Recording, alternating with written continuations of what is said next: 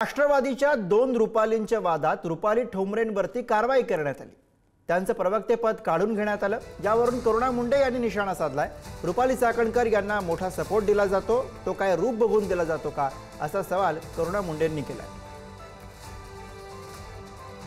चाकणकर ताईला आज सपोर्ट आहे, खूप मोठा सपोर्ट आहे आणि कशाला हे सपोर्ट दिलेला आहे, रूप बघून दिलेला आहे, काय बघून दिलेला आहे आपल्याला माहित नाही। तो आणि काय काम तो काय केलेला नाहीये। आज मी ग्राउंड लेवलवरती महिलांच्यासाठी काम करत आहे आणि आपण अगोदर पण बघितलेलं आहे की जे संपदा मुंडे एक युवा मुलगी मेली आहे, तरी पण तुम्ही त्यांचे चरित्रवरती तुम्ही आक्षेप करताय आणि तुम्ही महिला आहे की काय आहे की हे महिला काही कामाची नाहीये। आणि बाय लॉ मी गेलेली आहे की बाय लॉ भी जसे त्यांचा कार्यकाल जे पूर्ण झालेला आहे, तरी पण त्यांना कशासाठी बसवलेला आहे मला तो कळत नाही, काहीही कळत नाही गोष्टी।